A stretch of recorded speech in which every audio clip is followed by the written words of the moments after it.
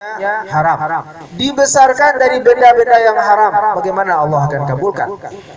Jadi bertahun-tahun dia ibadah sia-sia saja. Makanya kalau ada yang korupsi barang tidak halal dibawa pergi haji, itu enggak langsung putih dia. Ya, walaupun di Mekah itu satu sholat 100.000 kali pahalanya, tapi nggak bisa bawa modal yang haram. Jadi Bapak Ibu yang berbahagia, makanya justru itu Allah menyebutkan perintah halal ini jelas dalam surat Al-Baqarah 168. Allah memerintahkan bukan cuma orang yang beriman. Ya ayyuhan nas kulu mimma fil ardi halalan thayyiban.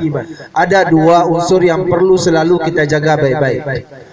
Allah mengatakan wahai manusia, bukan cuma orang beriman. Biasanya dipanggil ya ayyuhalladzina amanu. Makanya anak-anak kita ini perlu dari kecil ini dilatih peduli halal. Jadi ibu-ibu kalau belanja, ayo pilih nak, pastikan dia ada cob halalnya. Jadi kenapa bertebaran barang haram, terutama yang kita ragu itu justru di Indonesia. Karena di negara kita ini belum ada lembaga penjaminan halal. Belum ada. Bahkan di Singapura, kalau kita makan minum, walaupun yang dagang orang Cina, kalau kita tanya, where is halal food? Dia langsung tahu, oh, not here sir, di samping. Ini, kita tanya, oh itu Cina juga, tapi dia punya logo halal. Berarti pasti halal.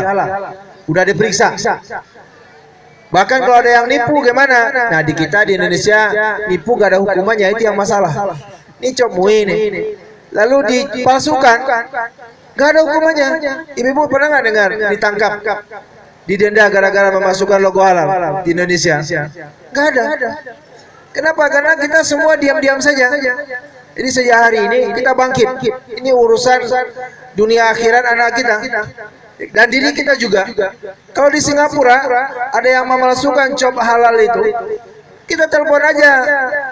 Di sana di bawah Depak ya, Majelis Agama Islam Singapura, semacam Kemenak di kita. Di kita yang membuat sertifikasi halal itu MUI. Tapi MUI nggak punya polisi, nggak punya tentara, itu yang masalah. Nggak punya jaksa juga. Jadi kalau ada yang palsukan, dia cuma urut dada saja. Masya Allah, nah dipalsukan lagi.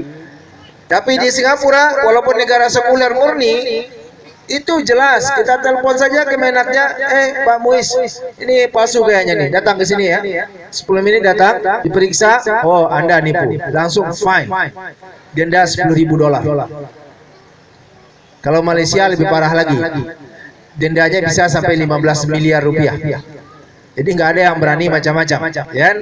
Kalau di kita, it's okay, kan? Kalau kita tanya, Pak halal nggak? Oh halal. Tuh ada babi di situ. Oh yang ini kambing Pak. Yang ini kambing, ini halal. Yang babi, babi ya tidak. Tapi kalau satu restoran, ya dipisah Pak. Pasti nggak? Nggak jamin.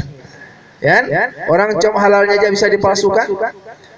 Jadi ibu yang berbahagia, makanya ada dua konsen dalam halal ini, bukan cuma halal masalah zatnya saja.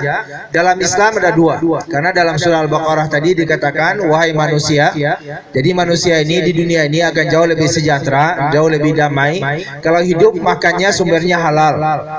Jadi manusia ini tidak agresor seperti sekarang, pas saling berperang dengan mudah, jangan-jangan dah banyak makan yang haram saja. Makanya akhirnya agresif yang tidak terkontrol. Perang yang banyak.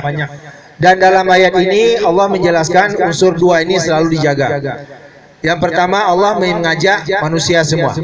Yang kedua komponennya satu halal, satu thayyiban. Ulama kita mengatakan halal itu segala benda atau zat yang telah dihalalkan Allah, itu jelas. Thayyiban adalah segala benda atau makanan dan minuman atau zat yang tidak membawa mudarat. Hygiene, bersih.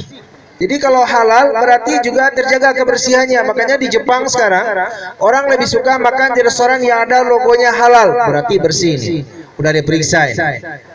Jadi walaupun kita jual makanan di pinggir jalan, kalau tidak thayyiban nggak layak dimakan juga. Misalnya piringnya ada 50 piring, ember cucinya cuma satu aja. Jadi 1, 2 sampai 30 bolak-balik ke sana terus, udah kotor masih dipakai juga. Ini walaupun tidak haram, tapi ini kotor, tidak thayyiban. Maka thayyiban itu tidak membawa mudarat. Ini mesti kita pastikan. Bapak Ibu yang berbahagia, Allah Subhanahu wa taala juga mengatakan bahwasanya dalam konsep Islam, kunci sukses dalam hidup itu juga adalah menjalankan pola hidup halal.